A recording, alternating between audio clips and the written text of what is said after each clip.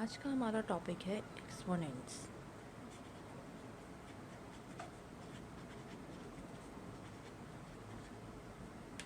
Definition.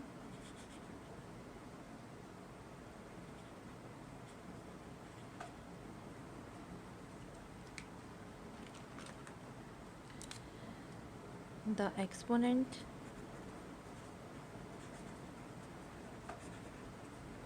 of a number tells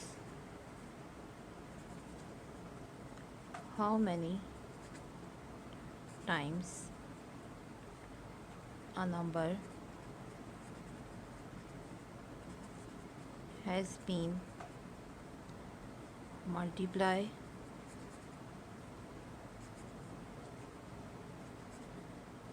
by itself. It means exponent ऐसा number होता है जो ये बताता है कि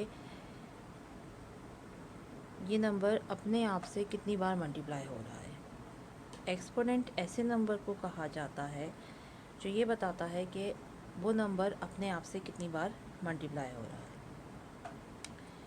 for example,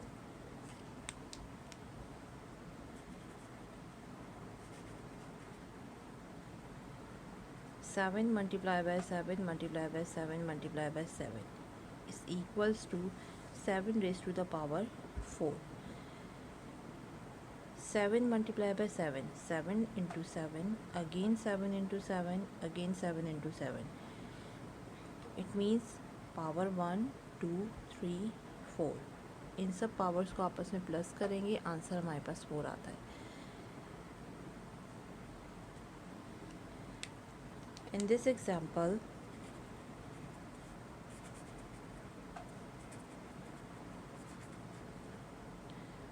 four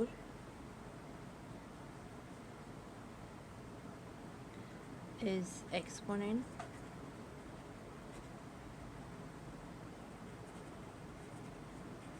which says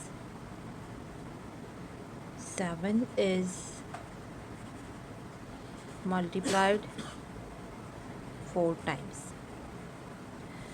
यानी कि इस एग्जांपल में 4 इज़ एक्सपोनेंट, 4 जो है वो एक एक्सपोनेंट है विच सेज कह रहा है 7 इज़ मल्टीप्लाई 4 टाइम्स। 7 जो है वो मल्टीप्लाई हो रहा है 4 टाइम्स। टाइम्स मीन्स मल्टीप्लिकेशन, यानी 4 मरतबा मल्टीप्लाई हो रहा है। 7 रेज टू द पावर 4, यहाँ 4 रिप्रेजेंट कर रहा है एक्सपोनेंट को, 7 रिप्रेजेंट कर रहा है बेस को, एंड ये होल एक्सप्रेशन, ये complete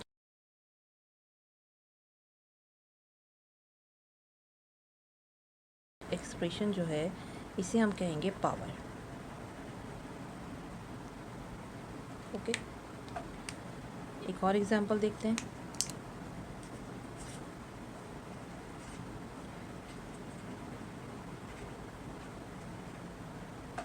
three divided by 7 multiply by 3 divided by 7 multiply by 3 divided by 7 can be written as, इसे हम इस तरीके से लिख सकते हैं, written as 3 divided by 7 whole power 3, and read as 3 divided by 7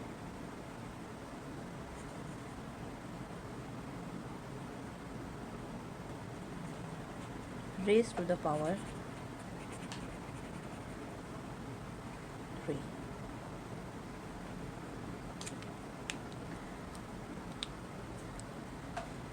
same यही ऊपर वाले एग्जांपल को फॉलो किया है।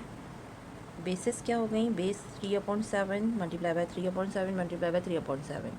अगर ऊपर कोई भी आपके पास एक्सपोनेंट नहीं गिवन, इट मीन्स कि वहाँ पे क्या मौजूद है, 1 मौजूद है।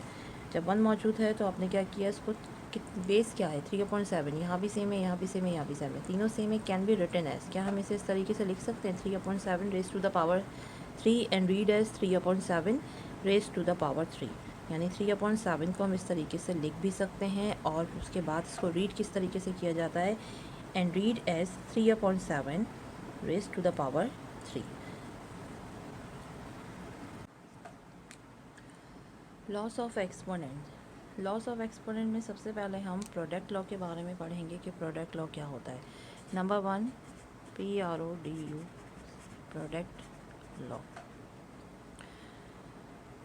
प्रोडक्ट लॉ की 2 टाइप्स होती हैं। टाइप 1 में आपके पास वो बताते हैं टाइप 1 क्या कहलाती है। टाइप 1 कहते हैं जिसमें आपके पास बेसिस सेम होती हैं, बेसिस सेम एंड एक्सपोनेंट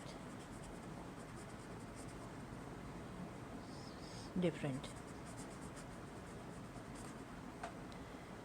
पहली टाइप आपके पास बताती है कि बेसिस सेम है एंड एक्सपोनेंट डिफरेंट है, तो वहाँ हमारे पास लॉ अप्लाई होता है a raised to the power m multiplied by a raised to the power n is equals to a raised to the power m plus n। It means product law के meaning, product के meaning होते हैं multiplication. जहाँ कहीं भी product का लफ्ज़ इस्तेमाल हो वहाँ पे आप मल्टीप्लाई अप्लाई करते हो। प्रोडक्ट लॉ की फर्स्ट टाइप में बेसिस सेम होती हैं एंड एक्सपोनेंट डिफरेंट होता है। इट मीन्स आपके पास यहाँ पे ये बेस कहलाती है। कोई भी लफ्ज़ बड़ा सा जो लिखा होता है, अभी हमने पीछे पढ़ा था, वो आपके पास बेस होता है, और उसके ऊपर जो भी छोटा सा नंबर लिखा हुआ हो या कुछ भी लिखा हुआ हो वो आपके पास एक्सपोनेंट कहलाता है। Bases are same then and exponents are different, यानी कि अगर प्रोडक्ट लॉ में बेस सेम होगी तो उनका जो आंसर, जो रिज़ल्ट आएगा, उसमें एक्सपोनेंट्स आपस में ऐड कर दिए जाएंगे। ये इसका पहला लॉ कहता है।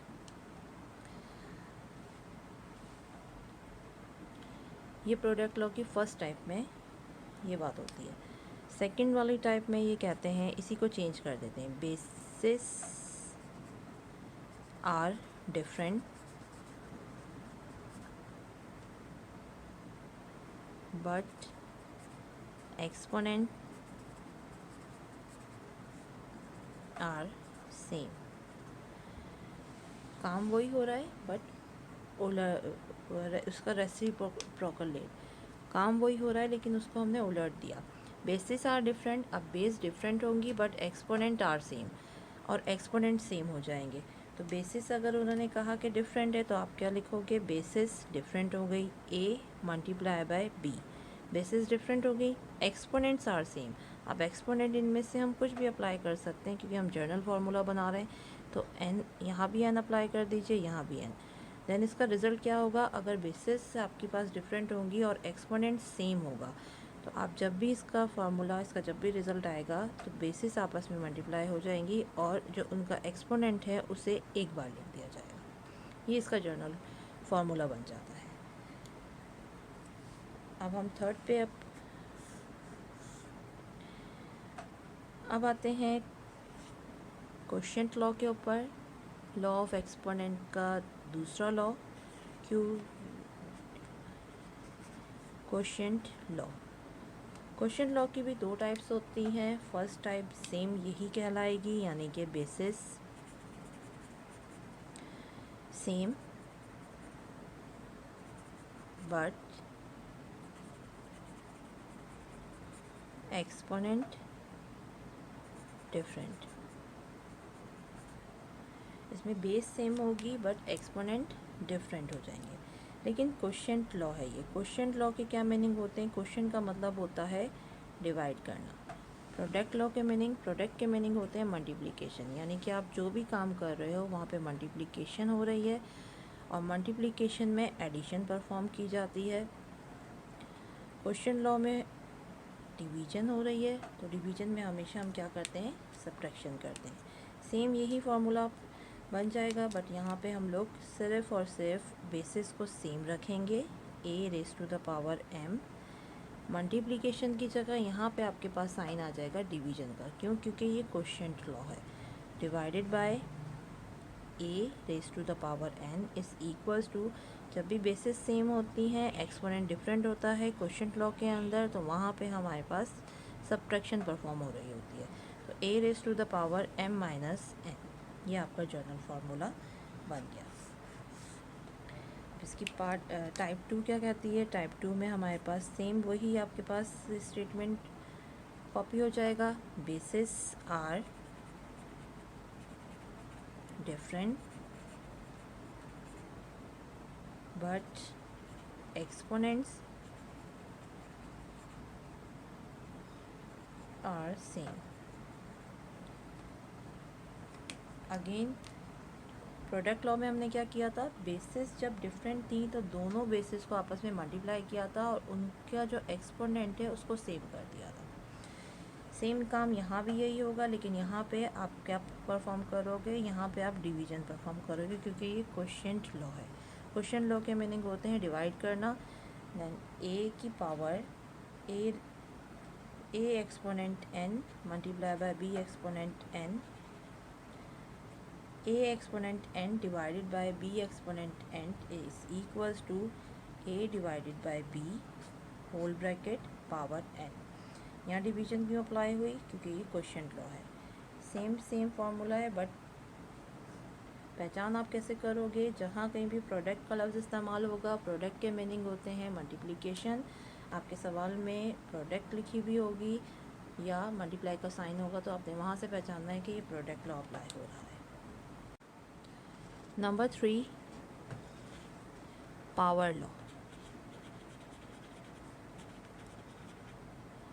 पावर लॉ में आपके पास कोई भी एक बेस गिवन होगी और बेस के ऊपर आपके पास डबल पावर्स मौजूद हों।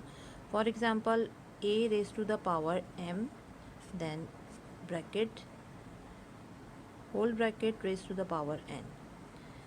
पावर लॉ में डबल पावर्स मौजूद होती हैं, 2 या 2 से ज़्यादा भी हो सकती हैं, 4 भी हो सकती हैं, यानी कि पावर टू पावर, पावर के ऊपर पावर अप्लाई हो रही हो। तो ऐसे से इस लॉ में हम लोग पावर लॉ में जहाँ कहीं भी आपको 2 पावर्स आपस में एक साथ लिखी हुई दिख जाए, वहाँ पर आप मल्टीप्लिकेशन यूज़ करते हो। ठीक है, a raise to the power m multiply by n, ये इसका छोटा सा फार्मूला होता है कि हमने क्या किया। ये इसका छोटा सा फार्मूला होता है, डबल पावर मौजूद है, a raise to the power n whole bracket raise to the power n is equals to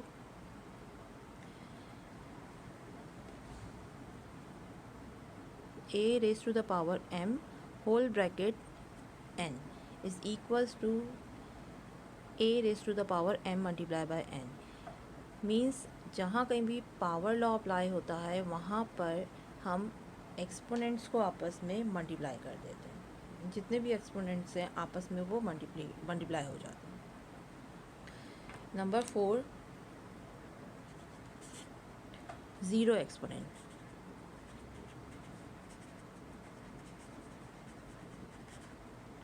zero exponent means किसी भी बेस की पावर ज़ीरो हो जाना। किसी भी बेस की पावर अगर ज़ीरो हो जाए तो वो बराबर होता है 1 के। ठीक है, if any non zero number is given zero power, the result is always 1, उसका रिज़ल्ट हमेशा 1 आ जाता है।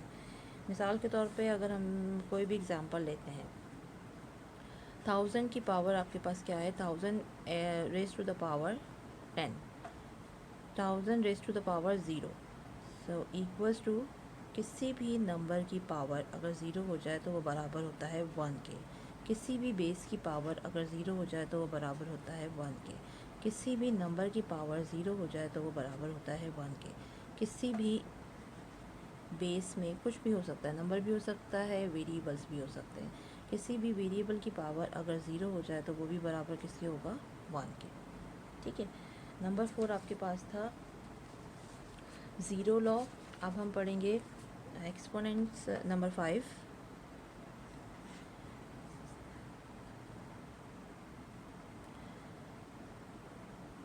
5, exponent as negative integers. Exponents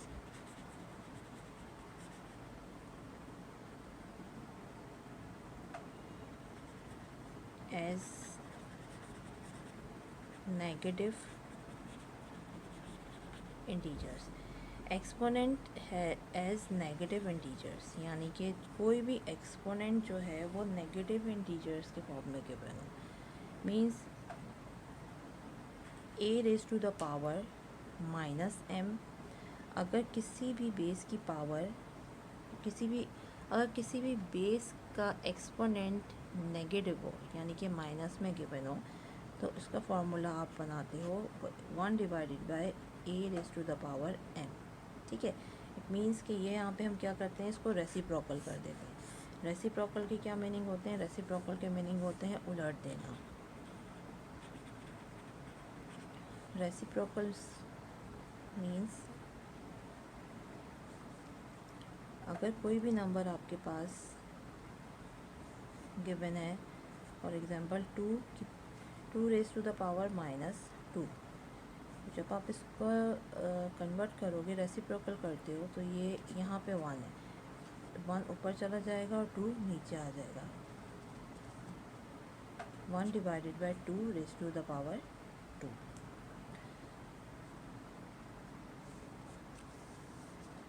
number 6,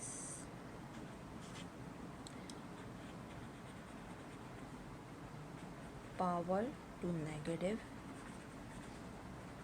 integer. Power to negative integer it means, for example, अगर आपके पास कोई भी बेस माइनस में मौजूद हो, नेगेटिव में मौजूद हो, और ऊपर पावर, ऊपर एक्सपोनेंट, कोई भी बेस नेगेटिव हो और ऊपर पावर के में हो, अगर पावर आपकी, तो आंसर आपका क्या आएगा? नेगेटिव आना चाहिए। लेकिन किस सूरत में? इस सूरत में इफ़ n इज़ ऑड, अगर ये n जो है आपके पास ऑड होगा तो आपका आंसर हमेशा नेगेटिव आएगा। सेम इसी तरीके से minus a raise to the power n है। ठीक है, और ये जो n है आपके पास, if n is odd, power आपके पास अगर ऑड नंबर है, इवन नंबर है, अगर पावर आपके पास इवन नंबर है, तो आपका रिज़ल्ट हमेशा पॉजिटिव है।